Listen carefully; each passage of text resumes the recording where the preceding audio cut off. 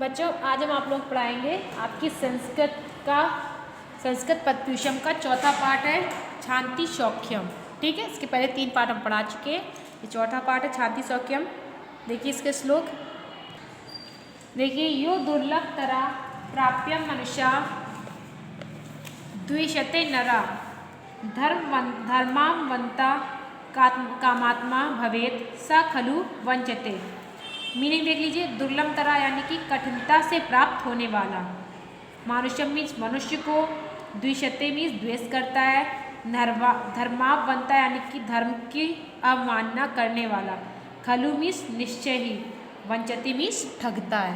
ठीक है, तो ये इसकी मीनिंग थी। देखिए अर्थ, यो दुर्लभ तरह प्राप्यम मानुष्यम द्विषते नरा धर्मावंता कामात्मा भवेत स खलु वंचते। यानी कि कवि कहते हैं कि जो मनुष्य अत्यंत दुर्लभ मानव शरीर को प्राप्त करके भी द्वेष करता है, यो दुर्लभ तरह प्राप्य मनुष्य, यानी जो मनुष्य अत्यंत दुर्लभ मानव शरीर को प्राप्त करके भी द्वेष करता है, धर्मावंता और धर्म की अवमानना करता है, कामात्मा भवेत सा खलु वंचते, इच्छाओं में तल्लीन रहता है, वह अपने आप को ही धोखा देता है।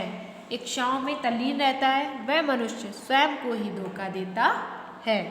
अगला देखिए, शांत वेदान प्रदानेन प्रियवादने चाप्युत सम दुख सुखो भूत्वा सा परत्र महीयते। सांत्वेन यानी कि सांत्वना द्वारा, अन्न प्रदान मीन्स अन्नदान के द्वारा, प्रियवादने मीन्स प्रिय वचन द्वारा, भूत्वा मीन्स होकर, परत्र मीन्स परलोक में, महीयते मीन्स प्रतिष्ठा प्राप्त करता है। देखिए अर्थ देखिए इसका, शांत वेनात अन्नान प्रदानेन प्रियवादनेन चाप्युत सम दुख सुखो भूत्वा सा परत्र महीयते। यानी कि कवि कहते हैं कि दूसरों को सांत्वना देकर, अन्न दान कर और प्रिय वचन बोलकर संतुष्ट करता है। कवि कहते हैं कि जो मनुष्य दूसरों को सांत्वना देकर, अन्न दान देकर, प्रिय वचन बोलकर संतुष्ट करता है, वह मनुष्य सुख दुख को समान मानने वाला होता है और इस संसार में जाने के बाद वह परलोक में भी प्रतिष्ठा प्राप्त करता है। वह मनुष्य सुख दुख में समान मानने वाला होता है और इस संसार से जाने के बाद वह परलोक में भी प्रतिष्ठा प्राप्त करता है। ठीक है, अगला देखिए इसके बाद,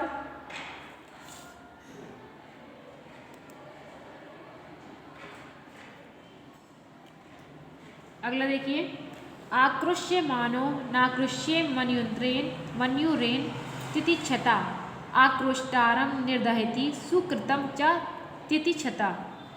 ठीक है, अर्थ मीनिंग देखिए इसकी, आकृष्य मानव यानी गाली दिया जाता हुआ, आकृष्यते यानी गाली दी जानी चाहिए, मन्यु मीन्स क्रोध, तितिक्षता मीन्स क्षमाशील व्यक्ति का, आक्रोष्टारम मीन्स गाली देने वाले को, निर्वहति मीन्स जलाता है, सुकृतम मीन्स पुण्य। अर्थ देखिए इसका, आक्रोश्य मानो नाकृष्य मन्युरेन तितिक्षता आक्रोष्टारम निर्दयति सुकृतम च तितिक्षता। क्षमाशील व्यक्ति को सामने से गाली दिए जाते हुए भी बदले में गाली नहीं देनी चाहिए। ठीक है, कवि कहते हैं कि क्षमाशील व्यक्ति को अगर सामने से गाली दी जा रही है तो बदले में भी उसे गाली नहीं देनी चाहिए, क्योंकि क्षमाशील मनुष्य की क्षमाशीलता गाली देने वाले को नष्ट कर देती है, उसके इस कार्य से उसे पुण्य की प्राप्ति होती है। ठीक है, उसके इस कार्य से उसे पुण्य की प्राप्ति होती है। अगला देखिए, सक्तस्त बुद्धिश्च चलती मोह जाल विवर्धिनी मोह जालो व्रता दुख मिहम चामुत्रम चाशनुते। अर्थ मीनिंग देखिए इसकी, सक्तश यानी सांसारिक मोह माया में लगा हुआ, मोह जालम यानी मोह माया रूपी जाल, विवर्धनी मीन्स बढ़ाने वाली, व्रता मीन्स लगा हुआ, इयम मीन्स इस लोक में, अमुत्र मीन्स परलोक में, अश्नुते मीन्स प्राप्त करता है। देखिए इसका, सक्तस्य बुद्धिश्चलति मोहजाल विवर्धनी मोहजाला व्रतो दुखमेयम चामुत्तम चाश्नुते। यानी कवि कहते हैं कि सांस्कृतिक मोह माया में लगे हुए व्यक्तियों की मोह माया जाल को बढ़ाने वाली बुद्धि उसे चंचल बना देती है। क्या कहते हैं? कवि कहते हैं कि सांसारिक मोह माया में लगे हुए व्यक्तियों की मोह माया को बढ़ाने वाली बुद्धि उसे चंचल बना देती है तथा मोह माया में फंसा हुआ वह इस लोक और परलोक दोनों में दुख ही प्राप्त करता है। तथा मोह माया में फंसा हुआ वह व्यक्ति इस लोक और परलोक दोनों में दुख को प्राप्त करता है। ठीक है, इसमें इस चैप्टर में 10 श्लोक हैं। देखिए अगला श्लोक, अतिवान्दास्तीति छेद नाभिमन्येत कंचना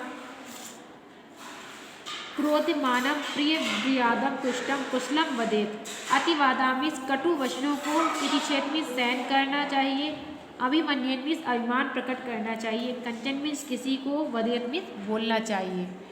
ठीक है, देखिए इसका अर्थ, अतिवान्दास्ति ततिक्षेद नाभिमन्यते कंचना क्रोध्यमानम प्रियम ब्रूयादा कृष्टम कुशलम वदेत। यानी सज्जनों को कटु वचनों को सहन करना चाहिए।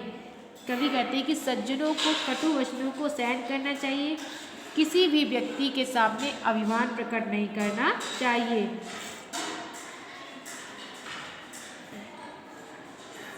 स्वयं किसी के सामने अभिमान प्रकट नहीं करना चाहिए। क्रोध मान्यम प्रियम मर्यादा कुशलम कुशल वदेत। क्रोध दिलाया जाने पर भी, दूसरे व्यक्ति के द्वारा उत्तेजित किए जाने पर भी, अपशब्द कहे जाने पर भी मीठे वचन बोलने चाहिए। यानी क्रोध अगर दिलाया जाए, दूसरे व्यक्ति के द्वारा अपशब्द भी कहे जाएं, तो भी उसे मीठे वचनों को ही बोलना चाहिए। ठीक है, इसके आगे के श्लोक हम आप लोगों को कल पढ़ाएंगे। इसमें 10 श्लोक थे, जिसमें से आज हमने आपको 5 पढ़ाए हैं, बाकी 5 हम लोग कल पढ़ाएंगे।